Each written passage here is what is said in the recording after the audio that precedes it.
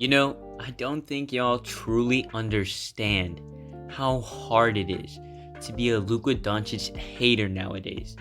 I mean, the dude keeps winning and scoring and carrying a group of scrubs no matter the odds. It's actually driving me insane. But before we get on with the video, how about taking a quick pause to smash that like button while clicking subscribe with notifications on so you don't miss any of the newest videos where I may talk about your favorite player next. Anyway, back to the video. As a personal Luka hater, I've had a hard time doing my thing these past few weeks because Luka has kinda, sorta, maybe slightly been better than average as of recently. I mean, it's pretty hard to slander a guy on the internet when all he does is win and exceed expectations. But you know what? I'll try my best in today's video. Let's start with something that the casual Luka hater wouldn't catch, and that is his jersey number. I mean, who even wears 77? It's like bro fell in love with the number so much he had to put it on there twice. And the only person I know who could pull that off is Ersan Ilyasova. And Luka is nowhere near his level, to be honest. Though, I guess 7 is considered a lucky number, which could be why Luka has any success at all, now that I think about it. Okay. Let's move from the trashy number and onto something more people will care about. Like the fact that Luka, well, I don't want to get political here, but I'll say it anyway. The fact that Luka Doncic is a Maverick. I mean, what is he? A Logan Paul lackey like George Janko? No, but seriously, the Mavs organization sucks. The only reason they have a ring is because Dirk Nowitzki went Super Saiyan in one playoff run over a decade ago.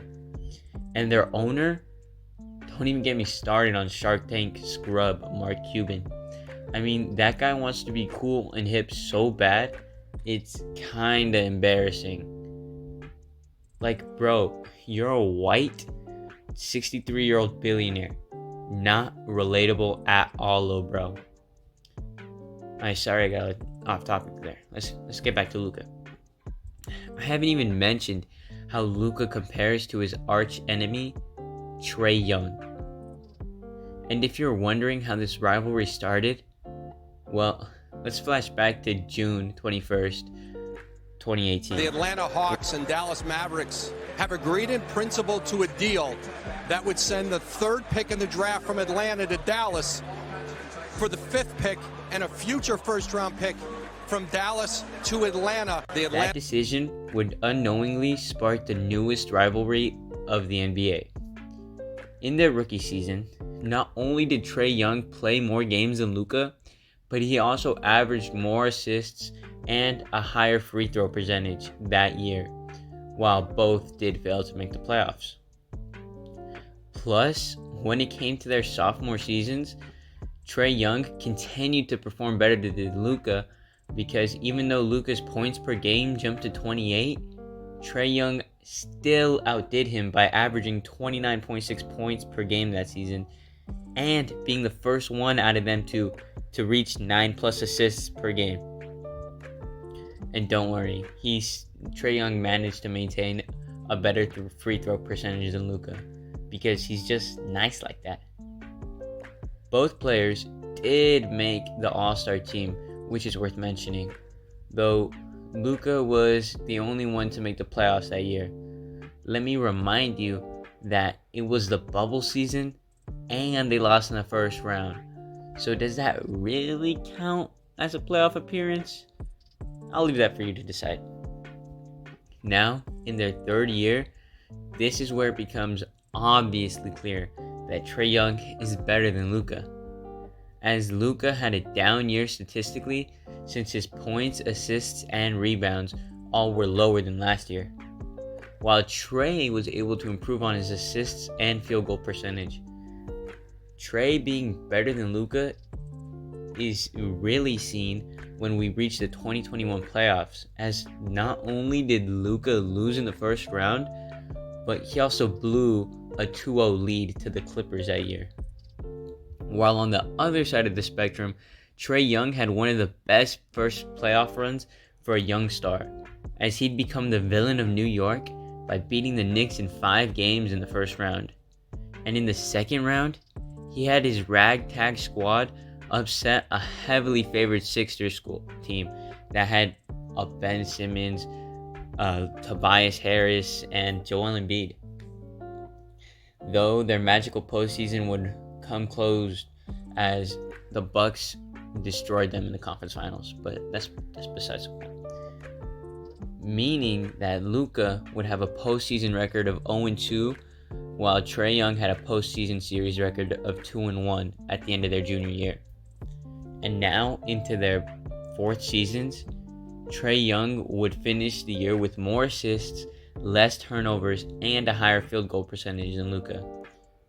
But this postseason has made it really hard to be anti-Luka, as I mentioned in the beginning of the video, since Luka decided to turn up this year by single-handedly smacking around the likes of Gobert and Donovan Mitchell for 6 games, before upsetting the reigning Western Conference champs in the series-ending blowout, with the help of Spencer Dinwiddie and Dorian Finney-Smith. Like, how is that possible? And now he's in the Western Conference Finals. And as a Luka hater, this has to be one of the hardest times in my life.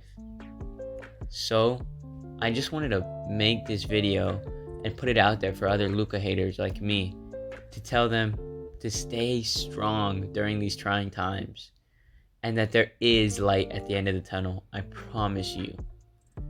He will fall. Don't worry. Anyway, I'll catch y'all on the next one.